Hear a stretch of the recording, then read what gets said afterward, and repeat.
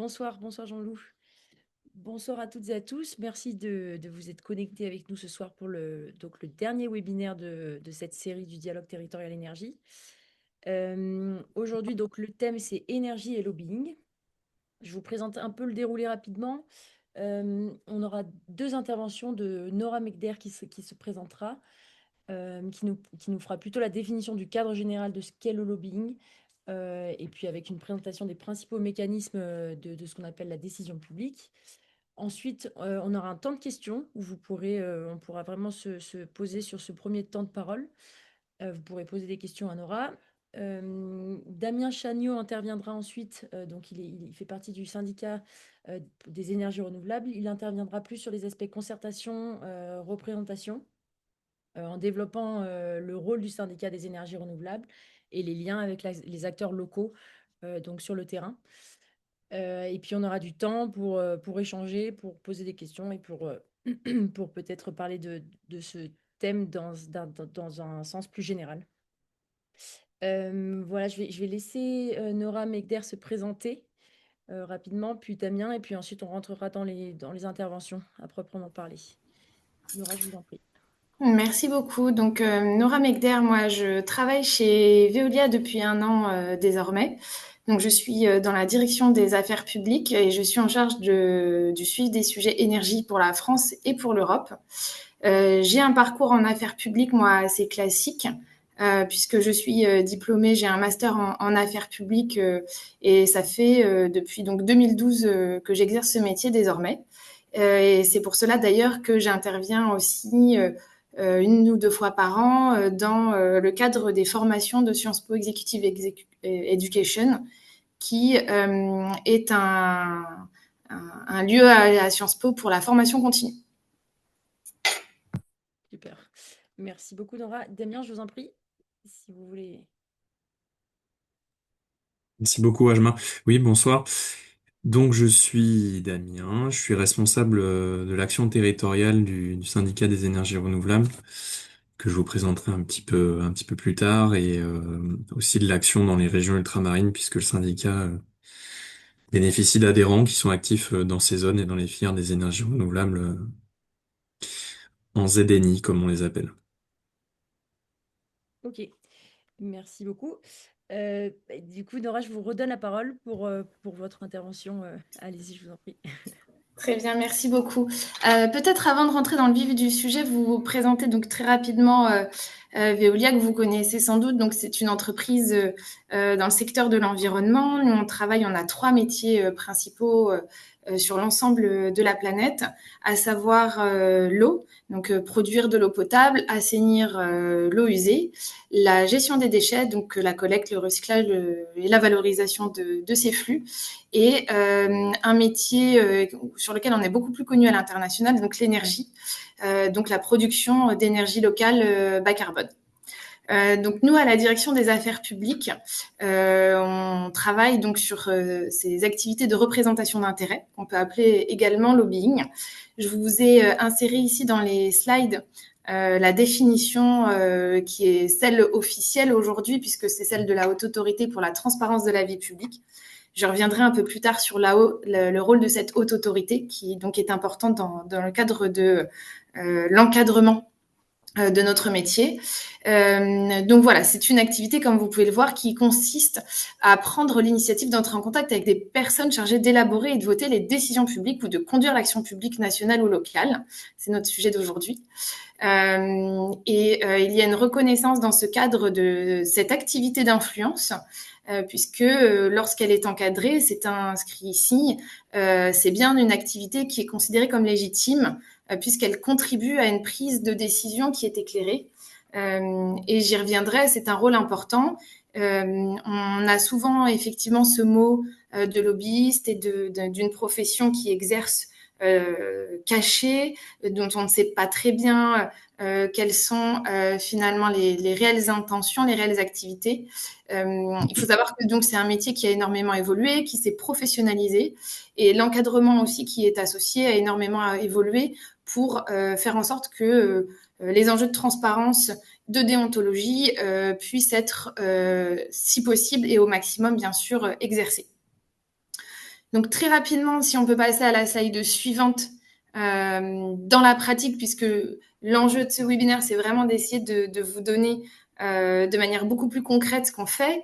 En tout cas, nous, on considère qu'on est une réelle interface finalement entre la société civile d'une part et les décideurs publics d'autre part. On est finalement dans un rôle un peu de grand traducteur. On se charge de traduire des enjeux publics vers une sphère civile. Ça peut être une entreprise, mais il faut aussi, et c'est bien précisé ici, le préciser que ça peut être également une association, une cause quelle qu'elle soit, et également, et ça va être le cas au niveau par exemple européen, on pourrait considérer que les États membres, d'une certaine manière, et j'y reviendrai, auprès des institutions européennes, exercent une influence et peuvent être considérés comme représentants d'intérêt. D'ailleurs, certains États membres répondent aux consultations publiques de la Commission. Alors, si on peut juste rester sur... voilà. Donc, c'est une activité vraiment d'interface. C'est un rôle passionnant puisque dans ce grand métier de traducteur, on va, en tout cas en ce qui me concerne chez Veolia, expliciter auprès des décideurs publics, qu'ils soient français, nationaux, locaux ou européens, on va expliciter la réalité de nos métiers, la réalité de nos contraintes, et leur faire aussi parvenir des vues de terrain, des réalités de terrain que eux peuvent ne pas forcément percevoir, puisque, vous le savez, les décideurs publics aujourd'hui sont quand même assez généralistes. C'est normal, même si certains viennent à se spécialiser et ont leur spécificité, mais contrairement aux entreprises comme les nôtres ou aux associations, ils ne sont pas sur le terrain. Finalement, chacun son rôle et c'est très bien comme ça. Donc, on vient apporter un éclairage. Ensuite, le décideur, quel qu'il soit, prend sa décision de manière éclairée en fonction des retours qu'il a eus des différentes influences, des différents représentants d'intérêt, parce qu'il faut le savoir, et c'est aussi comme ça que ça se passe très concrètement. Un décideur public rencontre plusieurs représentants d'intérêt avant de statuer. On a un cadre juridique assez strict. Donc aujourd'hui, par exemple, auprès de la Haute Autorité pour la transparence de la vie publique, donc ça c'est une institution, c'est une autorité administrative indépendante qui a été mise en place en France assez récemment finalement comparé à d'autres grandes démocraties. Et vous avez également, donc dans le cadre de cette haute autorité, des registres qui ont été mis en place. Donc nous, en tant que représentants d'intérêt, on va venir s'inscrire dans ces registres et faire un suivi d'un certain nombre de nos actions. Et ça, c'est la loi Sapin 2 qui nous l'indique, il y a un certain nombre de critères. On a aussi des registres de la transparence qui existent dans les différentes assemblées, à l'Assemblée nationale, au Sénat par exemple, mais celui qui est le plus connu, c'est le registre de la transparence au niveau européen. Si on peut passer au slide suivant, finalement, comment ça fonctionne? Puisque on s'interroge ici sur concrètement comment on exerce notre activité.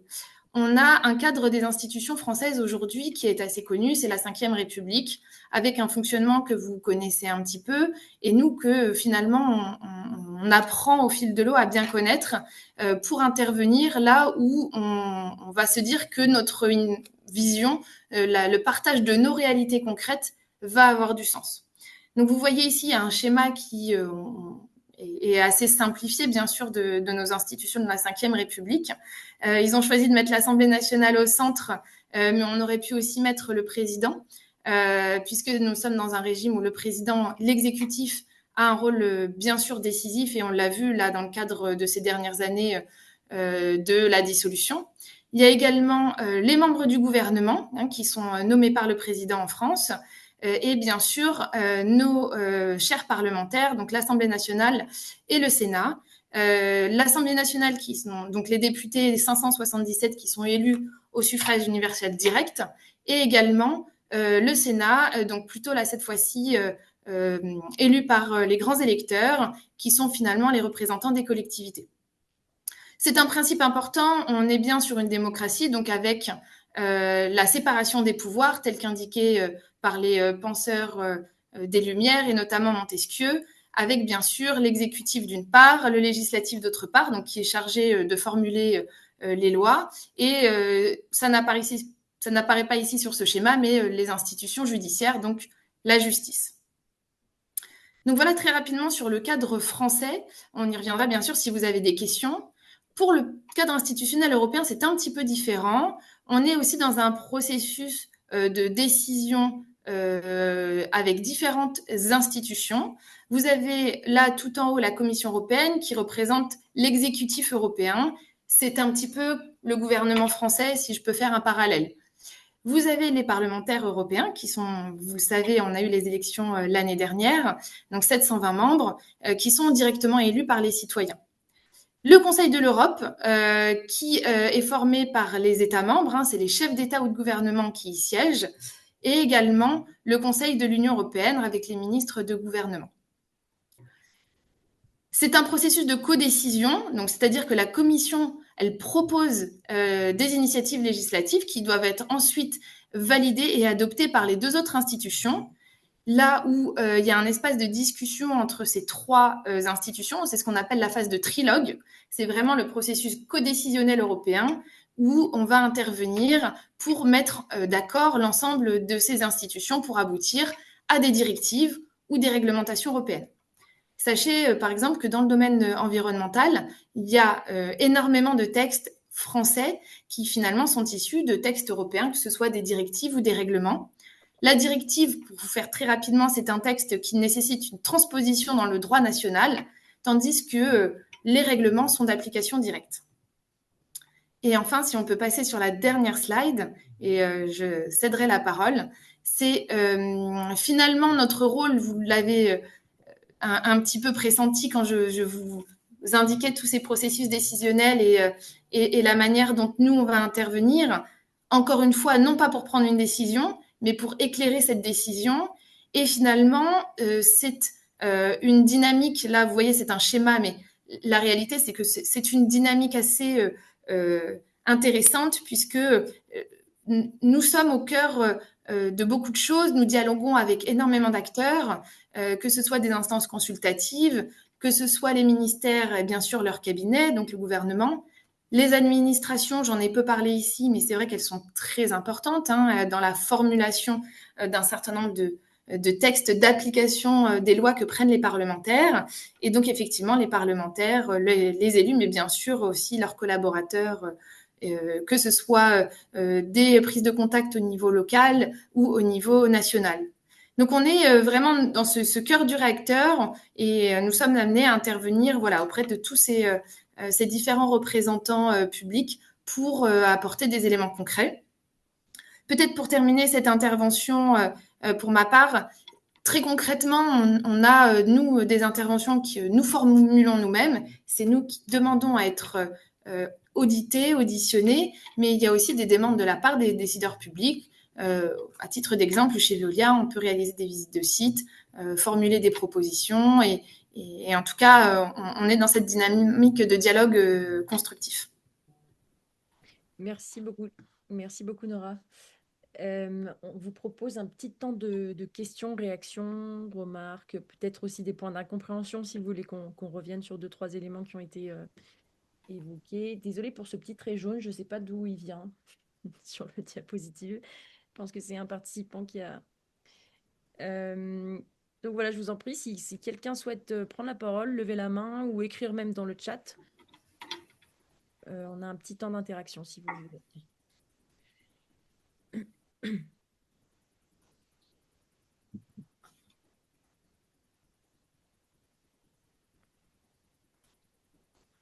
Oui, si je peux, vous m'entendez là? Oui, très bien. Oui, dans la présentation qui est faite, on a une belle présentation un peu administrative du fonctionnement, mais quelle analyse vous faites de la relation qui est primordiale et qui est la relation économique avec les décideurs en termes d'enjeux économiques pour des entreprises comme la vôtre ou pour d'autres, comment on pourrait dire, dans la dynamique de lobbying? Comment vous placez tout ça? Comment c'est perçu par les décideurs et par vous-même? C'est plutôt bien perçu, moi je dirais aujourd'hui, parce que tout simplement les rôles sont clairement définis. C'est ce que je disais un petit peu dans mon propos introductif, que ce soit pour Veolia ou moi j'ai travaillé en fédération avant et les membres d'une association par exemple. les démarches sont toujours officielles, elles sont toujours claires. On a, nous, dans notre reporting aussi, toute la déontologie qui va au-delà du cadre légal. Et donc, ça se passe plutôt bien, il n'y a pas de sujet, chacun restant à sa place. Quand nous sommes interrogés, on s'efforce de répondre dans les meilleurs délais et avec le plus de détails possible sur ce dont on est interrogé. Nous, quand on est amené à contacter les décideurs publics, on a souvent un accueil qui correspond à aujourd'hui notre empreinte aussi et à notre ancrage territorial, qui fait que nous sommes aussi légitimes à intervenir sur ces questions-là et apporter un éclairage sur les métiers qui sont les nôtres tout simplement. Donc, en tout cas, en ce qui nous concerne, voilà, c'est plutôt voilà, des interfaçages assez simples, assez dynamiques et constructifs avec l'ensemble des représentants de la nation, quel qu'il soit d'ailleurs. Je ne sais pas si c'était assez clair comme réponse. Si, mais au travers de ma question, il y avait le déséquilibre avec les enjeux financiers que peuvent représenter des entreprises qui sont en mesure d'amener des recettes ou des ressources à des communes ou à d'autres entités administratives face à d'autres entités qui peuvent être des défenseurs de l'environnement et qui vont pas amener forcément des recettes et qui vont plutôt amener qui Ah, je défendent vois la question. Ok. Alors, il faut savoir que les associations, pour bien les connaître aussi, parce qu'on travaille aussi ensemble, il n'y a pas forcément d'opposition entre leur position et les nôtres, surtout au niveau national et au niveau européen. Il peut arriver qu'il y ait des positions communément défendues. Ça va dépendre des thématiques. Moi, par exemple, en fédération, il y a quelques années, on a défendu des sujets communs. Il n'y a pas forcément un déséquilibre tel qu'on peut le penser, parce que les décideurs publics aussi, dans leur manière, eux, d'intervenir et de prendre, que ce soit une loi, une réglementation, ils ont aussi conscience que l'ensemble des intérêts doivent être entendus, et ensuite c'est leur propre décision d'aller dans un sens plutôt que dans un autre. Donc les associations aujourd'hui, notamment de défense de l'environnement, si on zoome un peu sur elles ont un poids assez certain dans les processus législatifs et réglementaires. Elles sont toujours consultées, elles font des inputs de qualité. D'ailleurs, leurs équipes sont souvent de qualité également. Et donc, il n'y a pas forcément de déséquilibre. Moi, dans toutes les réunions dans lesquelles j'ai assisté, elles étaient tout à fait présentes et chacun prend la parole à son niveau en restant là où il y a une légitimité à intervenir. Oui, enfin, c'est une belle vision et un peu idyllique, mais dans les faits, c'est quand même pas ce qu'on vit Peut-être sur le terrain. présentez-vous, Thomas Pascal aussi, rapidement. Ouais, ouais, ouais. Pardon. Donc, ouais, moi, je suis Thomas Pascal, je m'occupe du collectif Alpin pour la protection des torrents et des rivières. Et, pour illustrer mes propos, je vais vous expliquer les difficultés qu'on a. C'est sur les équipements des microcentrales hydroélectriques. Il y a des recettes qui correspondent en face à un équipement qui sont des recettes qui vont pour les communes. Et les communes qui sont aussi en recherche de financement, elles sont pas inintéressées à accueillir des nouvelles entreprises pour faire de l'énergie renouvelable parce que pour elles, c'est des recettes alors que les associations de défense de l'environnement, elles vont pas amener de recettes, quoi. Hein. Mais je pense... Et malheureusement, la présentation un peu idyllique que vous faites de défense des aspects environnementaux par les associations, il faut aussi dire ce qu'il est.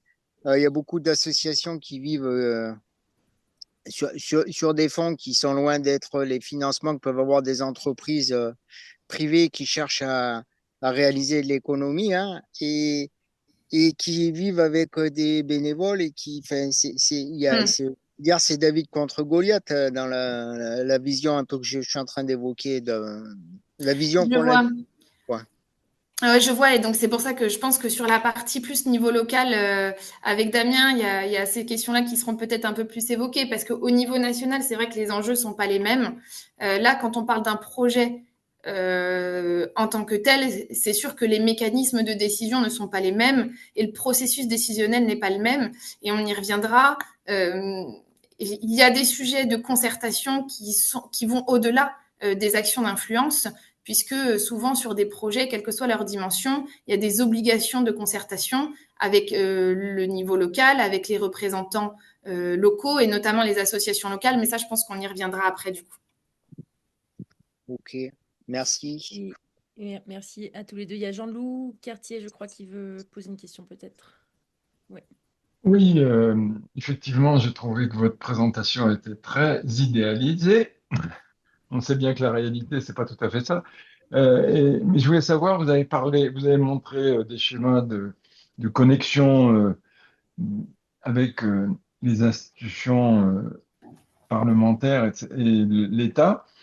Mais quelles sont vos relations? Est-ce qu'il y a dans ce schéma quelque chose, ou dans un autre schéma, quelque chose qui est institutionnalisé de relations avec les associations, justement, les fameuses associations de défense de l'environnement, etc. Est-ce que vous Oui, les oui, bien. rencontrez régulièrement? Est-ce que ça Oui. fait partie de votre cahier des charges?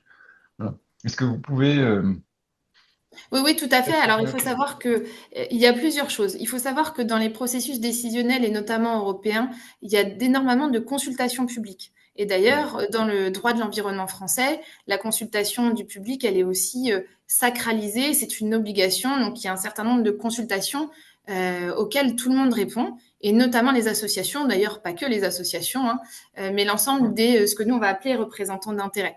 Donc c'est institutionnalisé, c'est une réalité et elles sont très présentes et elles sont actives à ces niveaux-là, quel que soit d'ailleurs le processus décisionnel.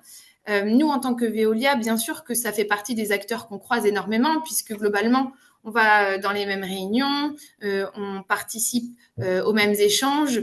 Donc après, c'est bien sûr dans nos différentes interactions au niveau affaires publiques, des partenaires qu'on rencontre énormément.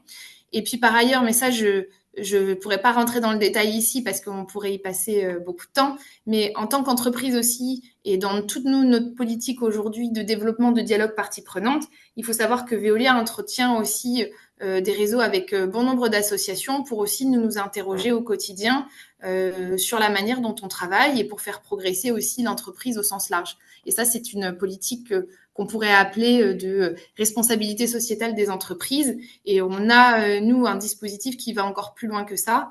Mais voilà, je ne peux pas y revenir ici parce qu'on n'a pas le temps et c'est en plus de nos activités de lobbying et de représentation d'intérêt. Mais en tout cas, sur lequel nous, on est très mobilisés pour s'assurer qu'il y a un écosystème qui est entraîné.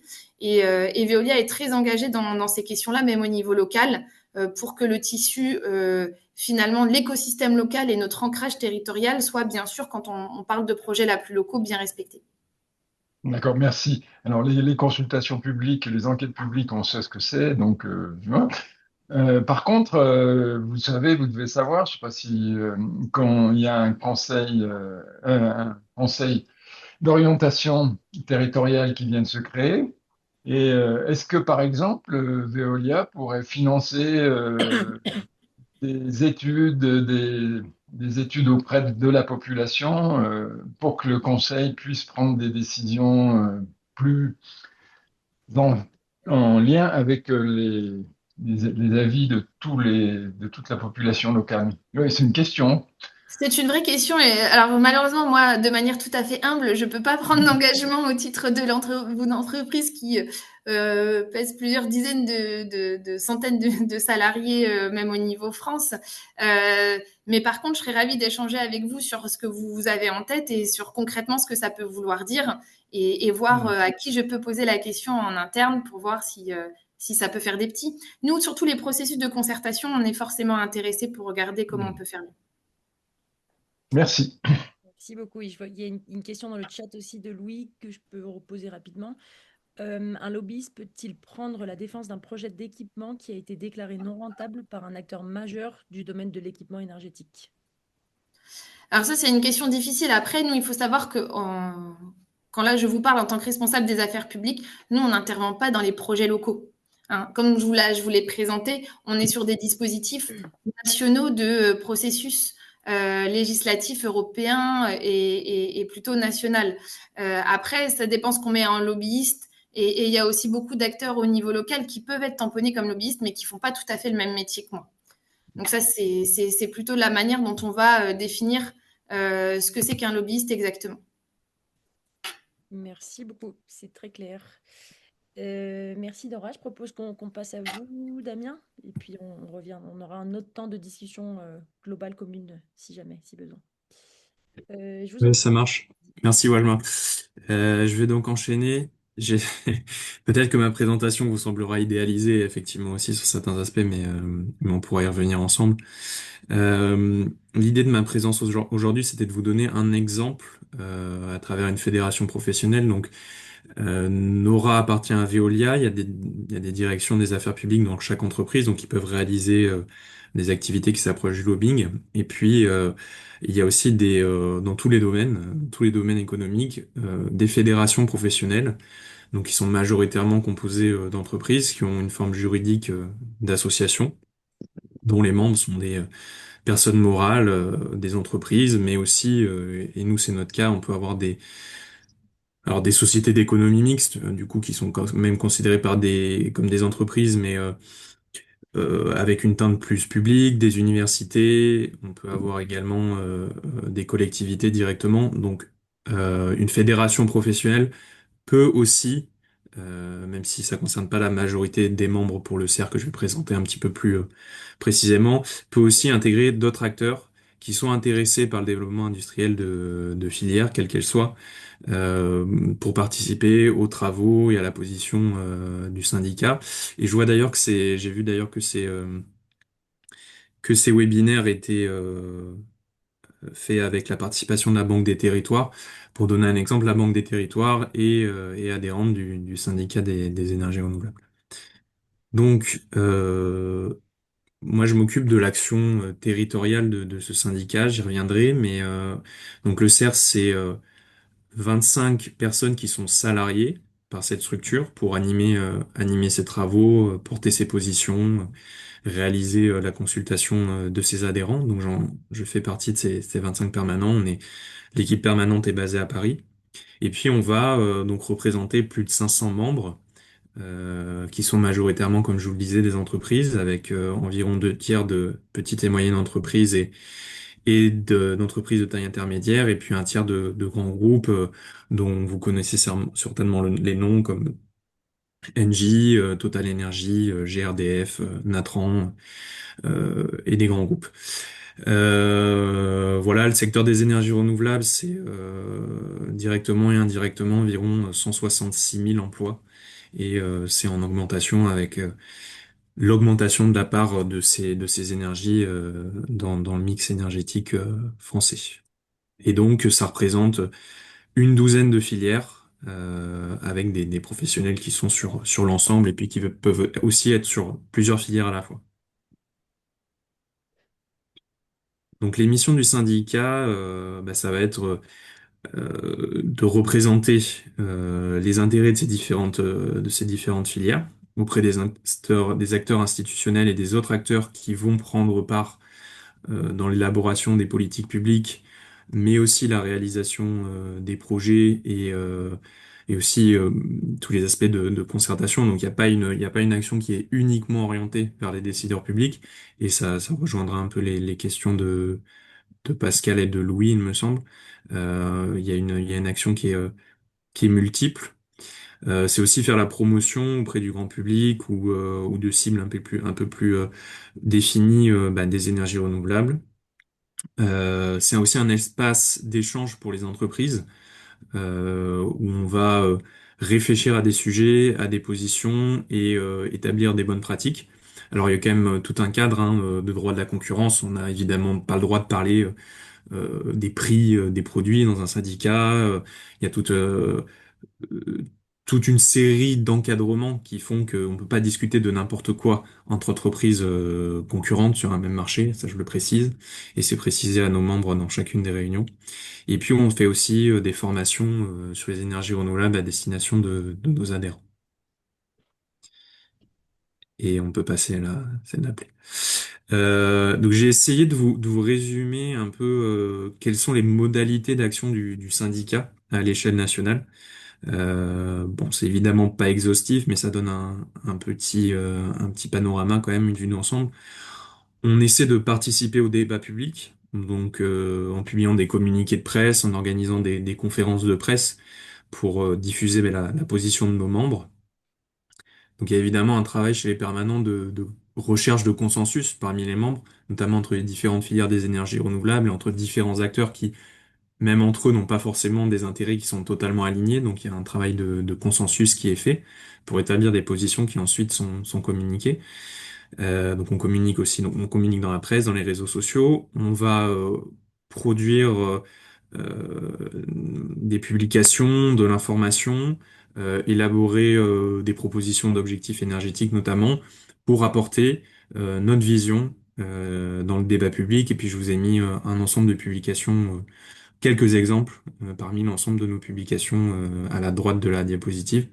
Et on réalise aussi des publications en partenariat avec l'État et l'ADEME sur notamment tout ce qui est les panoramas des différents secteurs des énergies renouvelables, donc la chaleur, l'électricité et le gaz renouvelable. On fait aussi, en lien avec ce qu'a dit Nora, des propositions législatives et réglementaires. Donc concrètement, nous on a un comité de direction.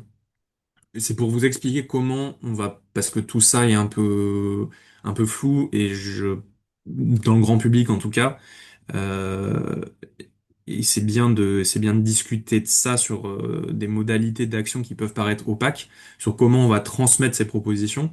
Il y a donc nous, on produit des amendements, on les rédige, et ensuite ces amendements vont être transmis à des parlementaires via nous on a une agence en fait, on délègue un travail de contact avec les parlementaires à l'Assemblée et au Sénat pour transmettre des propositions d'amendements qui évidemment ensuite sont reprises si ça correspond à la position idéologique du député ou sont tout simplement ignorées.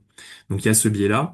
Ensuite, c'est souvent nos directeurs, même si les responsables de filière de l'équipe permanente peuvent le faire, qui vont rencontrer directement euh, des, c'est rarement un ministre, c'est souvent des membres du cabinet du ministre, donc c'est conseillers pour discuter d'un sujet en particulier ou rencontrer des parlementaires ou des élus. On va aussi émettre des avis, soit donc dans des processus de concertation. Par exemple, je prends l'exemple de la programmation pluriannuelle de l'énergie. Bon, on en entend parler maintenant parce qu'il y a la loi qui arrive, mais dans le projet de loi, lorsqu'un projet de loi est déposé par un gouvernement, il y a avant, pour élaborer ses positions, des groupes de travail qui sont mis en place, où il y a l'ensemble des parties prenantes qui est convié, donc pour parler de l'énergie, des associations environnementales, les membres des professions industrielles, etc., avec des travaux de concertation et d'élaboration de la loi en elle-même. Donc là, on va participer à ces travaux. Pour la PPE, pour vous dire, donc là, je travaille au CER depuis 1 an et demi. Avant, j'étais dans une autre fédération qui était plus spécialisée sur le bois énergie. Donc, j'ai commencé à travailler dans des fédérations il y a 3 ans. Et il y a 3 ans, on était dans les groupes de travail pour faire la prochaine voilà, la programmation pluriannuelle de l'énergie. Donc après, elle a pris énormément de retard, mais c'est pour vous dire que un projet de loi, il peut s'étaler pendant longtemps sur le travail de concertation. On peut émettre aussi des avis, donc on siège dans le Conseil supérieur de l'énergie, qui est une instance qui est créée pour donner un avis sur tous les propositions de textes réglementaires. Donc je rappelle, c'est pas forcément évident, hein, il y a la loi qui est établie par les parlementaires, par les députés et les sénateurs, et ensuite il y a tous les règlements qui viennent préciser la loi, et là qui sont produits par l'exécutif. Donc quand l'exécutif propose un décret ou un arrêté, non, je crois pas que les décrets, les arrêtés soient pris par le gouvernement. Mais enfin, quand il y a un texte réglementaire qui est proposé, il passe pour avis au Conseil supérieur de l'énergie, où il y a également des parties prenantes, et le Conseil supérieur de l'énergie rend un avis sur ces règlements. Donc on fait des propositions d'amendements, comme je l'ai dit, on répond aux consultations de l'administration, comme l'a dit Nora. On va aussi organiser des événements de promotion, de discussion, de réflexion sur les énergies renouvelables, qui sont généralement ouverts à des invités extérieurs qu'on vient faire discuter, de tous bords politiques, de toute sensibilité, etc. Et puis on dialogue avec les parties prenantes, donc ça c'est ce que je l'ai dit via les rendez-vous et puis des prises de contact qu'on peut avoir. Le CER a des contacts avec toutes les grandes associations de défense de l'environnement, pour ne citer qu'elles. On peut passer à la diapositive d'après. Donc, le CER, c'est une action nationale, c'est aussi des actions locales qui se structurent de plus en plus. On anime un réseau de représentants régionaux, donc qui sont des gens qui travaillent dans les entreprises qui sont adhérentes au CER et qui viennent en signant une charte, donc ils s'engagent à ne défendre que la parole du CER et pas de leur entreprise, qui viennent faire un peu la même chose qu'on fait au niveau national, mais au niveau local, et qui sont autorisés à prendre la parole au nom du syndicat. Et donc ils sont accompagnés par deux permanents de l'association. Et puis donc on va interagir avec les acteurs locaux, ça va être les services déconcentrés de l'État et de ses agences. Parce que même une fois qu'il y a la loi, qu'il y a le règlement qui est fixé, il y a aussi l'application qui en est faite par les services instructeurs, où il y a une certaine forme d'interprétation aussi, et donc il peut y avoir des sujets. Donc nous, on n'intervient pas un projet par projet. Il peut y avoir des sujets sur l'interprétation de tel ou tel texte, où on vient intervenir pour donner la vision de la filière. Voilà, on peut avoir des liens avec les élus locaux, les associations locales, les citoyens aussi directement. Et puis on va siéger dans diverses instances locales. Ça peut être les comités régionaux de l'énergie. Donc je peux revenir sur le rôle de chacune de ces instances un petit peu plus en détail, mais on va siéger en comité régional de l'énergie, en comité régional de la biodiversité. Dans certains, on n'a pas un siège dans tous, en commission départementale de la nature et des paysages et des sites, et dans l'ensemble des instances de planification maritime, bah, là où il y a une cote. Et puis, on va donc aussi relayer les messages nationaux du syndicat, et puis à ce niveau local, et aussi mener des réflexions sur la position du syndicat sur l'intégration locale des ENR, donc réfléchir avec des gens qui agissent sur les territoires pour développer les filières, pour ensuite porter des positions nationales sur des aspects territoriaux. Et on avait publié à droite, il y avait des objectifs régionaux pour chaque région sur le développement des énergies renouvelables. Et ma dernière diapositive, j'ai récupéré un visuel que j'avais trouvé bien, que je n'ai pas fait, mais qui reprenait pour un projet de centrale solaire au sol, ou de grande solaire en toiture, ou une installation éolienne. L'ensemble, alors il en manque deux, trois, mais c'est quand même assez exhaustif, des parties prenantes qui vont avoir à un moment ou à un autre un certain pouvoir d'influence sur le résultat final du projet, c'est-à-dire ce qui va être construit et exploité. Il y a tous les services déconcentrés de l'État et des instances consultatives qui vont rendre des avis et in fine participer à la décision qui revient au préfet, c'est-à-dire de donner le permis de construire. Donc il y a l'ADREAL, on peut aussi avoir, là elle y est pas, mais la direction des régionales des affaires culturelles pour tout ce qui est archéologie préventive. Quand il y a des projets d'infrastructure, on peut réaliser de l'archéologie préventive, donc il y a des prescriptions dans ce domaine. Les services d'incendie et secours qui vont aussi rendre un avis dans la procédure d'instruction du permis de construire que le préfet va ensuite consulter et prendre en compte pour prendre sa décision. Il y a le Conseil national de la protection de la nature, il y a les architectes de France. Pour les projets éoliens, plus spécifiquement aussi, on a aussi la DGAC, donc qui est une administration de l'État concernant les règles aéronautiques civiles. On peut aussi avoir l'armée pour tout ce qui est éolien, parce que vu que il y a un impact sur l'espace aérien, il y a donc un impact sur la façon dont on défend l'espace aérien de la France. Donc ça, c'est pour tout ce qui est instruction des projets. Ensuite, on a un gros lien avec donc ce qu'on appelle la CDPENA. Donc c'est une commission départementale de protection des espaces naturels, agricoles et forestiers. Donc c'est vrai qu'il y a une cristallisation de ces acteurs dans la CDPENAF qui rend un avis, mais chacun de ces acteurs peut aussi participer aux concertations. Donc il y a un ensemble de concertations qui sont obligatoires. Et en plus de l'avis qui est rendu par la CDPENAF, ces acteurs vont pouvoir aussi rendre un avis et une position dans la concertation qui est prise in fine aussi en compte par le préfet pour délivrer son avis. On a les associations environnementales qui sont un peu à cheval entre les deux mondes institutionnels et les acteurs influents.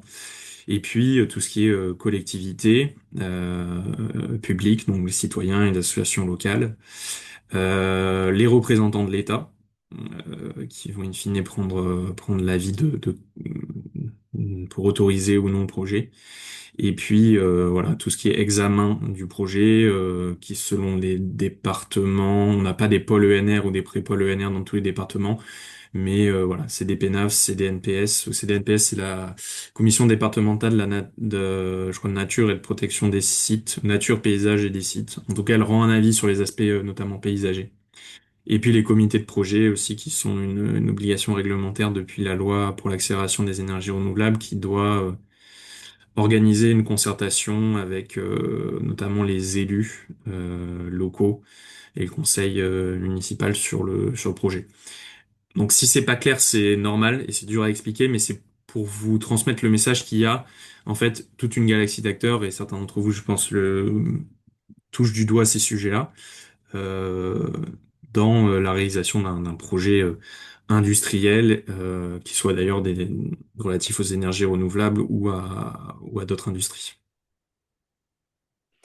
Et c'en est fini pour ma présentation. Oui, ben, merci Damien. Un petit temps de questions pour vous aussi sur cette deuxième partie. Si vous voulez réagir, si vous voulez qu'on revienne sur un des points qui a été évoqué par Damien, je vous en prie.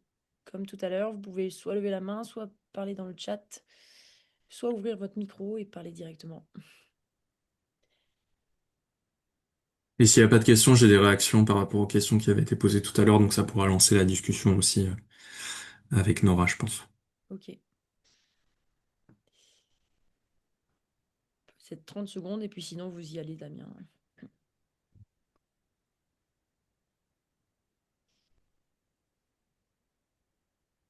Oui, bah allez-y, hein, je vous en prie. Ouais. Euh, je voulais réagir à la question, remarque de Pascal sur la dissymétrie d'influence qui peut être perçue entre effectivement une filière industrielle qui a une capacité économique euh, indirecte, hein, puisqu'elle elle participe aux recettes fiscales des collectivités, et puis une association qui fait avec les moyens qu'elle a et euh, ne participe pas à première vue à la fiscalité d'une commune. Euh, c'est aussi une réalité qu'un secteur économique participe aux recettes fiscales d'une commune ou d'une collectivité. Et je pense que c'est légitime que la commune prenne en compte cet aspect-là. C'est-à-dire que dans le cadre de la réglementation, bon, il y a des projets qui sont autorisables ou non. Ça c'est l'instruction du projet qui permet de le dire avec des recours qui sont possibles. Et je trouve ça légitime que la commune puisse prendre en compte le fait que si elle se positionne contre un projet, elle renonce aussi à certaines recettes fiscales. Donc quelque part, c'est aussi voilà l'expression d'une réalité. Maintenant, chaque acteur peut déplorer les limites qu'il a pour faire valoir sa vision. Euh, Moi, dans mon activité, et puis par ailleurs, en tant que citoyen, j'ai pu être membre d'associations de protection de l'environnement aussi, puisque quand vous travaillez pour le secteur des énergies renouvelables, c'est quand même que vous avez une sorte d'engagement aussi pour l'environnement. En tout cas, c'est le cas de l'équipe des permanents du CERF.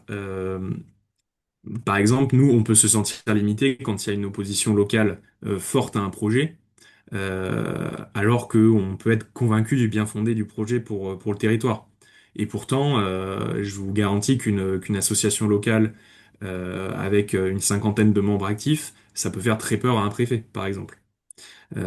Donc, chacun perçoit les limites de son action avec sa sensibilité et puis la réalité de son action, mais je pense que c'est légitime dans une démocratie, et la réalité fiscale des communes en est une, d'avoir des positions différentes qui peuvent s'exprimer. Et peut-être aussi pour rebondir et compléter, c'est vrai que quand on est sur une vision de projet, c'est-à-dire que il n'y a rien encore sur la Terre, il n'y a pas encore un site et on va essayer de faire en sorte que ce site s'implante. Donc ça, c'est une première chose. Mais il faut savoir aussi que dans la vie ensuite des sites, une fois qu'ils sont constitués, une fois qu'ils vivent, en tout cas en ce qui concerne les activités que là je représente, il y a des commissions de suivi de sites, il y a du dialogue assez constant entre nous, nos responsables de sites et l'écosystème local, que ce soit les riverains, que ce soit les associations environnementales, que ce soit les élus locaux, que ce soit les préfets et tout l'écosystème, pour faire en sorte que, voilà, au-delà de on pense un projet et on va faire en sorte qu'il s'installe, mais une fois qu'il est là et qu'il est développé, et bien comment ensuite il vit et comment il s'intègre dans le territoire. Merci Nora. Ouais. Il y a Louis qui a posé une question aussi dans le chat qui dit vu depuis la base, l'impression d'une grande usine à gaz ou le suivi d'un petit dossier local semble un vrai parcours du combattant. Alors Louis, vous prêchez un peu un convaincu, mais euh, bon, déjà, il faut quand même dire que l'ensemble des procédures, du fait qu'il y ait des consultations, du fait que les porteurs de projets aient une liasse administrative assez importante à remplir, c'est ce qui est garant des intérêts patrimoniaux, environnementaux, légaux sur les territoires. Et ça le sert pas du tout de position qui viendrait demander la suppression des études d'impact environnemental, etc. Donc il y a quand même une utilité pour que le projet soit intégré, que on s'assure qu'il n'y ait pas d'opposition qui soit antinomique avec la réalisation du projet.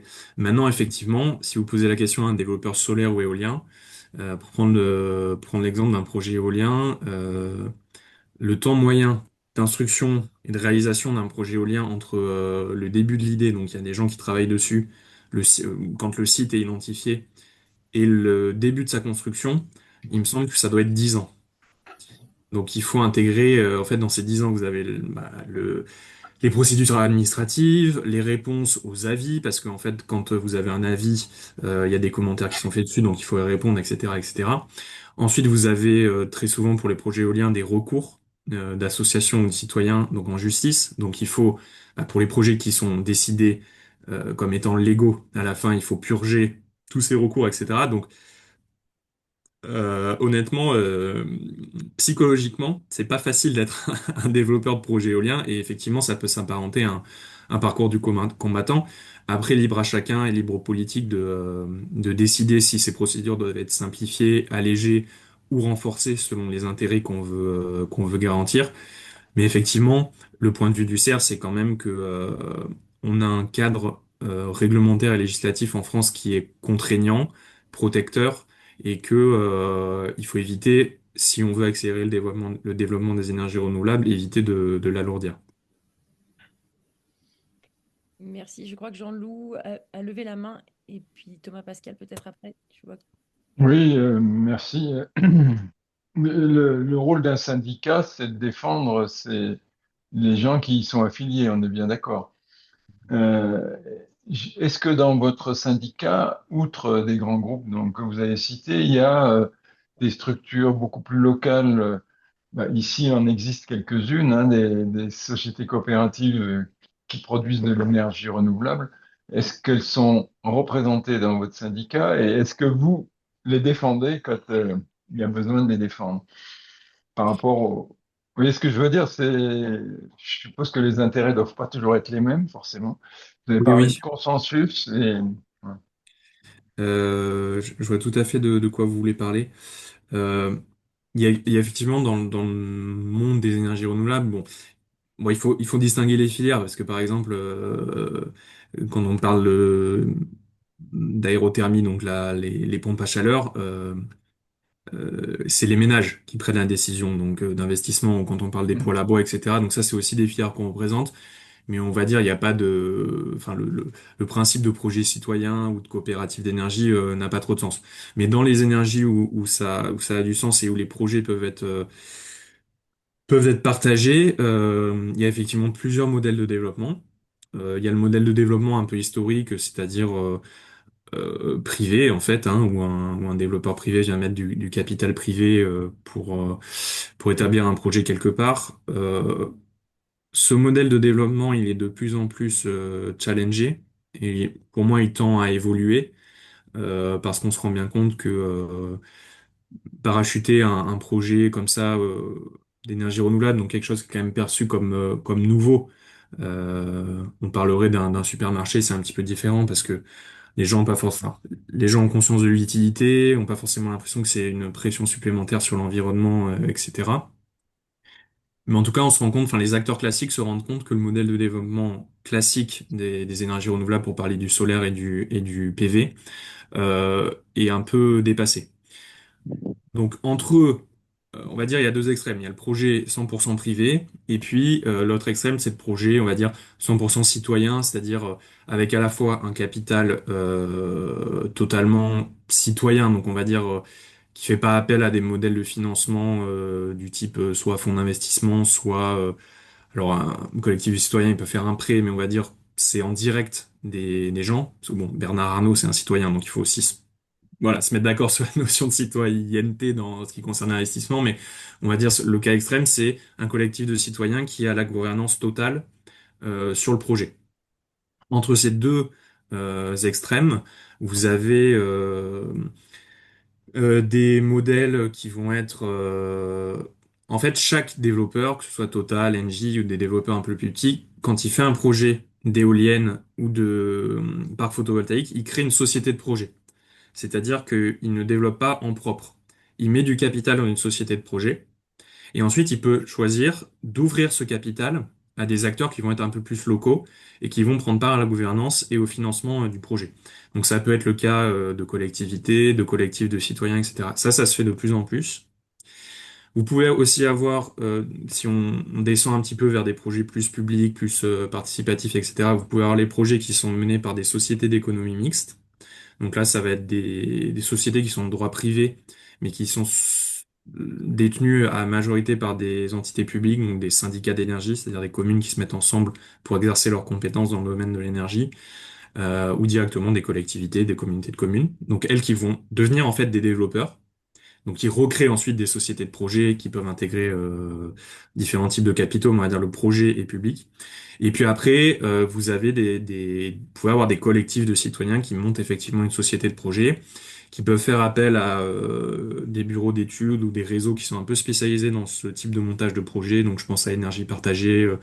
Vous avez des bureaux d'études aussi qui sont un peu plus spécialisés là-dedans.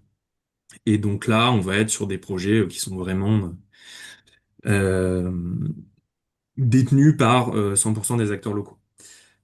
La position globale du syndicat sur l'ensemble de ces modèles de développement, c'est que tous ont leur place, mais qu'ils n'ont pas tous le même potentiel de réalisation de volume, et qu'il faudra tous ces modèles de développement pour réussir la transition énergétique et atteindre nos objectifs.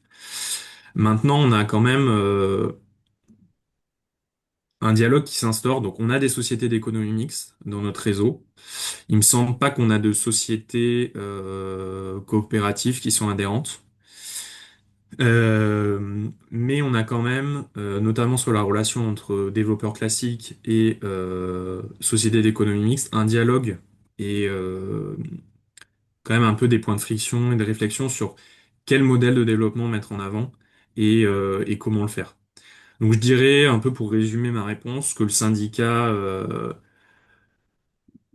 on ne tape pas sur les projets coopératifs, on n'a pas de position contre ces projets-là. On prend position pour les énergies renouvelables en général.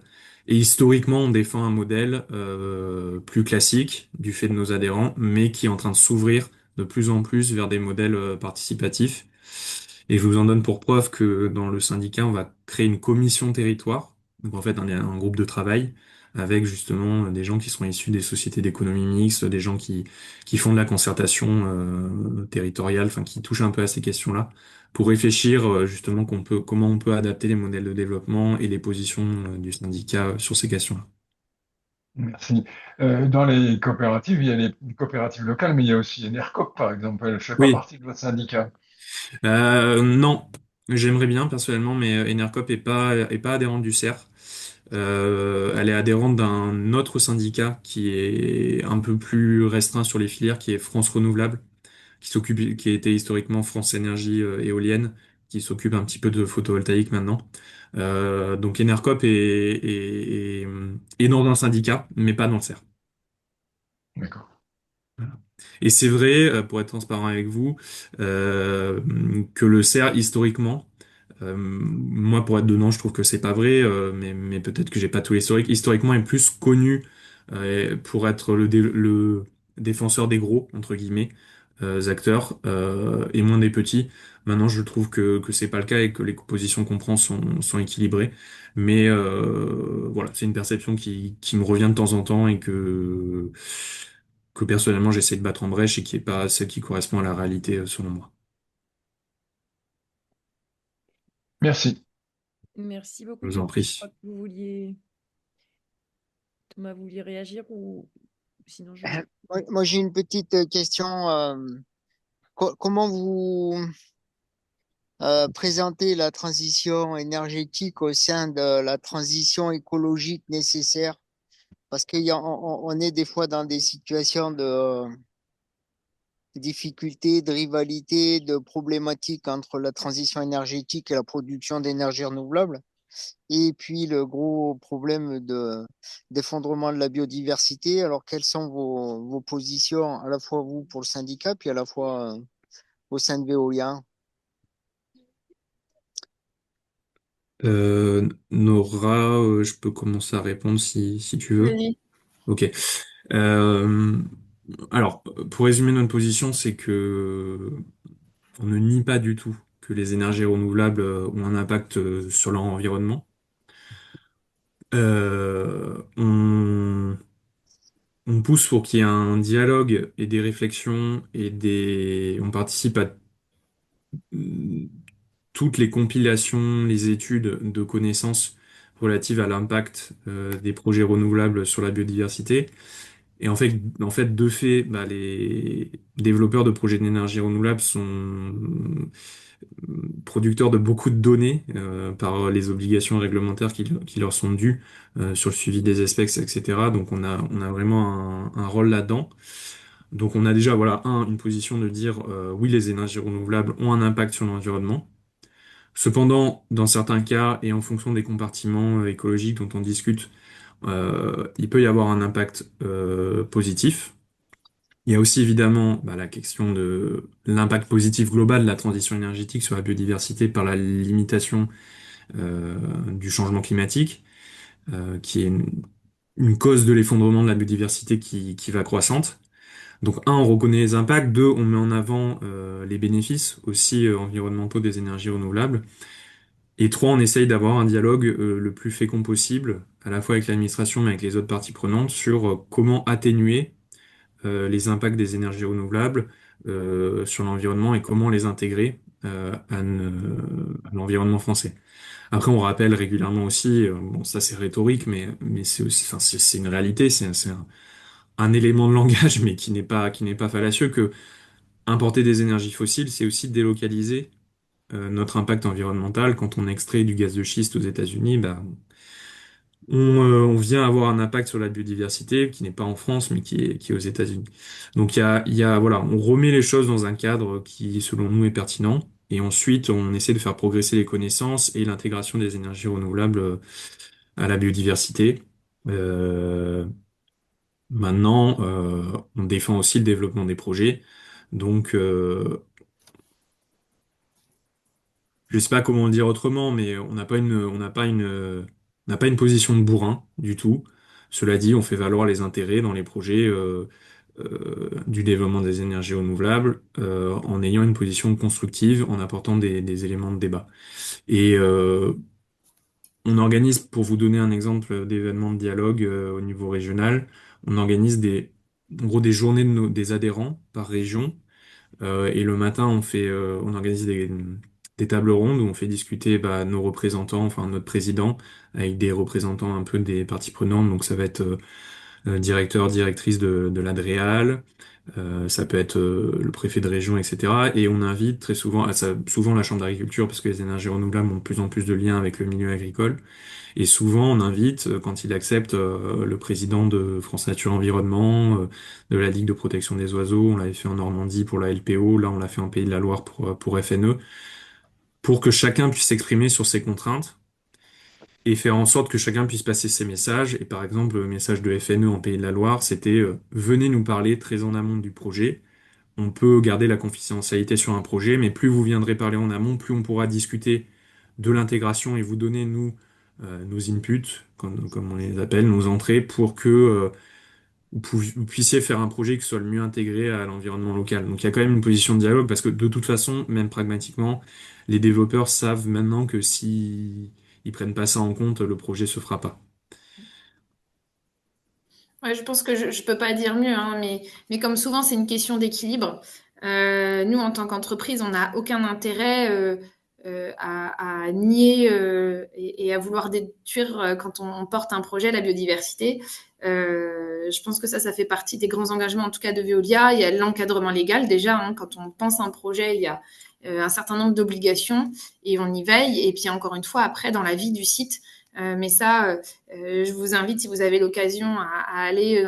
On fait souvent dans le cadre des journées portes ouvertes. Il y a des visites de sites avec des parcours assez intéressants pour voir quelles sont les mesures très concrètes qui sont prises pour justement préserver la biodiversité et faire en sorte qu'on réconcilie finalement ces grandes logiques, parce que la question que vous posez, elle ne concerne pas finalement que la transition énergétique. C'est aussi des questions de réindustrialisation de nos territoires, de relocalisation de certaines activités, et comment faire en sorte que tout ça se fait dans un cadre durable. Et ça, c'est tout notre sujet, et ça fait partie de notre réflexion au quotidien, et c'est pas que nous ici, dans un cadre très parisien, mais c'est vraiment la réalité concrète de tous mes collègues dans les territoires. Ça, c'est une certitude. Il n'y a aucun intérêt de la part aujourd'hui de nos entreprises de ne pas respecter cette partie-là, au contraire. Merci. Il y a une remarque Mm. aussi, une question dans le chat de Louis. À nouveau, dans un contexte très dégradé des financements publics, le CER met-il en garde les sociétés d'économie mixte contre des investissements problématiques pour la durée d'amortissement et la nature des bénéfices, des retombées? Euh, je suis pas sûr de. Enfin, la question est claire hein, dans sa formulation, mais je suis pas sûr de d'avoir tous les éléments pour répondre et de la comprendre totalement. On n'a pas de. Euh, je vous fais une réponse courte et je vais juste vous demander de la préciser, mais on fait pas de recommandations pour vous répondre sur on va dire les modèles de financement des projets qui soient portés par des acteurs privés ou des sociétés d'économie mixte. Mais peut-être que vous pensez à quelque chose en particulier quand vous posez cette question.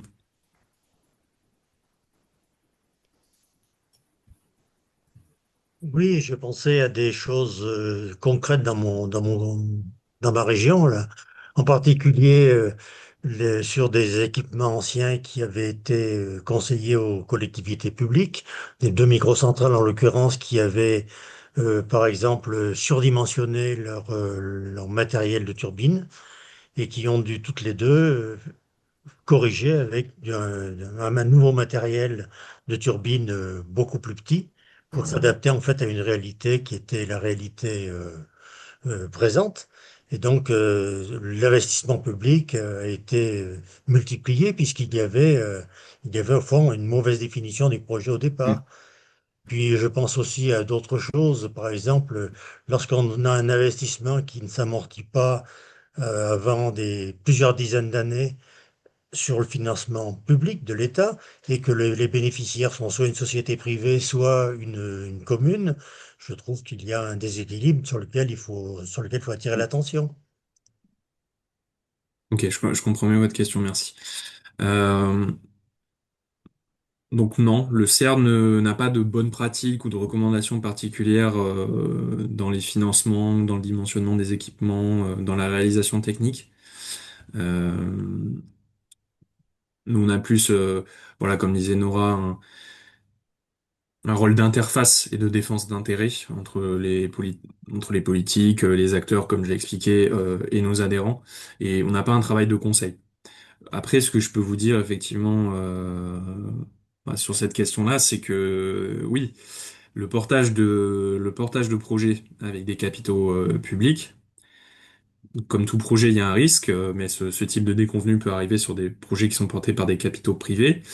Euh, quand vous risquez des capitaux privés, bah, vous risquez des capitaux privés. Quand vous risquez des capitaux publics, vous risquez des capitaux publics qui peuvent se retrouver avec des temps d'amortissement beaucoup plus longs qu'estimés, etc. Donc après, c'est de la responsabilité de la SEM de se faire accompagner euh, techniquement par des partenaires de qualité. Mais un investissement, par définition, comporte un risque.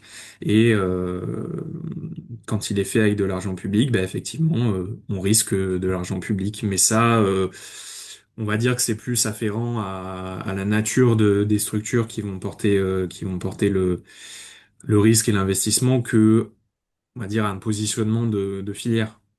Donc nous, on se positionne pas techniquement ou financièrement sur les projets, que ce soit des SEM ou des acteurs privés. Mais je suis désolé pour les projets en question. Merci. Il nous reste environ 4 minutes. Est-ce qu'il y aurait une autre question, une remarque? Anne-Claire. Développer les énergies renouvelables, c'est bien, très bien. Pour autant, la consommation des énergies fossiles ne baisse pas. La sobriété est absolument nécessaire. Comment l'intégrez-vous dans votre travail du quotidien? Alors, du coup, le syndicat des énergies renouvelables a une position assez claire là-dessus. Pour nous, il est absolument essentiel, effectivement, de faire baisser la consommation d'énergie globale et d'augmenter la production des énergies renouvelables en parallèle. Euh, Là, je vais vous donner un point de vue qui est un peu plus global et sur lequel le CER se positionne pas parce que c'est pas forcément sa position, mais il faut quand même, dans ce débat-là, il faut quand même distinguer au niveau international les pays en développement qui, eux, effectivement, ont une consommation d'énergie qui augmente et même lorsque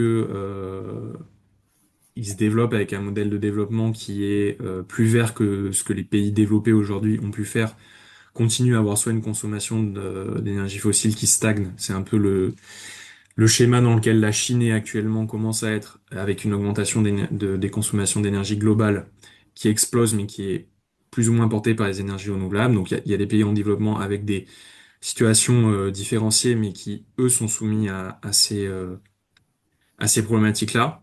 Et puis les pays développés qui, quand même, dans leur grande majorité, ont amorcé la baisse de leurs émissions, et donc sur le secteur énergétique, une baisse de la consommation d'énergie fossile. Donc après, on peut toujours discuter du rôle du commerce international, effectivement, qu'on produit certains produits à l'étranger, etc. Mais euh, il y a quand même des dynamiques qui sont différentes. Au niveau français, la position du syndicat des énergies renouvelables, c'est d'encourager la sobriété, l'efficacité et l'élément des énergies renouvelables. Euh, Maintenant, quand on a dit ça, nous, on représente des entreprises qui développent des projets, donc on n'a pas de légitimité particulière à proposer des politiques publiques de sobriété ou d'efficacité. Ça, par exemple, mais je pense que vous les connaissez si vous posez la question, mais l'Institut Négawatt qui propose des politiques publiques en termes de sobriété, mais c'est quand même une question qui est difficile à mettre en place. Et juste signaler que quand même nous, dans la réflexion, on prône l'électrification du coup des usages et le remplacement des usages qui seront pas électrifiés par de l'énergie thermique renouvelable, des gaz renouvelables ou des carburants non renouvelables. Tout ça dans le prisme de la diminution des consommations. Et que le switch vers des procédés électrifiés, en lui-même, il est vecteur d'économie d'énergie. Par exemple, quand vous passez d'une voiture thermique à une voiture électrique, vous avez toutes les pertes thermiques du moteur thermique, qui sont de l'ordre de 60% si je me trompe pas, qui sont éliminées et qui passent sur un véhicule qui a un rendement global sur la chaîne de la production d'électricité à l'usage de l'électricité en énergie mécanique pour faire avancer la voiture, qui est globalement meilleur. Donc pour un usage qui n'a pas changé a priori, vous avez une efficacité et une consommation d'énergie finale qui s'est améliorée. Après, évidemment, ça recouvre des questions qui sont bien plus importantes. Là, si on parle de la mobilité, bah, c'est le transfert vers des modes collectifs, repenser les territoires, etc. Mais ça, le CERN ne se positionne pas directement. Vous pouvez avoir des think tanks ou des instituts qui, eux, vont avoir une vision beaucoup plus globale. Mais nous, on se concentre quand même sur nos cœurs d'activité, qui est la production d'énergie renouvelable. Et pour finir, par exemple, pour vous donner un exemple de positionnement, récemment, je crois que c'était en Nouvelle-Aquitaine, le CESER, donc le Comité économique social, je pardon, j'ai plus Environnemental, l'acronyme, régional. environnemental et régional, voilà, c'est ça, nous avait demandé d'intervenir sur l'efficacité énergétique et la sobriété. On a refusé parce que c'est pas notre cœur d'expertise. Voilà. Mais en tout cas, on l'intègre totalement à nos positions et c'est pas un angle mort non plus du syndicat. En tout cas, je vais très vite parce que je vois que le temps est écoulé, mais pour Veolia, c'est un axe fondamental de réduire les consommations énergétiques, à la fois les nôtres, mais aussi d'accompagner nos clients, qu'ils soient collectivités. Aussi, on accompagne de gros industriels dans leur optimisation et pour ça, on utilise un certain nombre d'outils, notamment le développement de l'IA, qui est assez fondamental, pour justement aider à réduire toutes les consommations, d'ailleurs d'eau, hein, mais là, on parle d'énergie et donc toutes les consommations énergétiques. Donc ça fait partie de la logique dont on parlait tout à l'heure, à savoir quel équilibre on trouve dans l'accompagnement de nos grandes industries. Et en tout cas, pour nous, c'est un fondamental. En anglais, on parle souvent d'energy efficiency. De plus en plus, on va parler d'energy sufficiency. Et c'est assez intéressant comme concept. Mais en tout cas, c'est fait partie, en tout cas dans notre monde, nous, en tout cas Veolia, au-delà de nos engagements de réduction de nos émissions de gaz à effet de serre, de nos réductions des consommations énergétiques, encore une fois, les nôtres et celles de nos clients. Très important. Merci beaucoup pour ces réponses. Est-ce qu'il y a une dernière remarque avant qu'on clôture qu'on clôture le webinaire qui touche à sa fin? S'il y a une dernière remarque, allez-y. Sinon, je vous remercie, Nora et Damien, pour les deux interventions. Merci à vous. Les participants aussi. Voilà, le webinaire sera enregistré puis diffusé sur le site du PETR, je vous précise juste. Voilà, merci beaucoup pour ces échanges et puis à bientôt. Merci beaucoup. Merci beaucoup. Au revoir. Au revoir. Bonne soirée à tout le monde. Bonne soirée.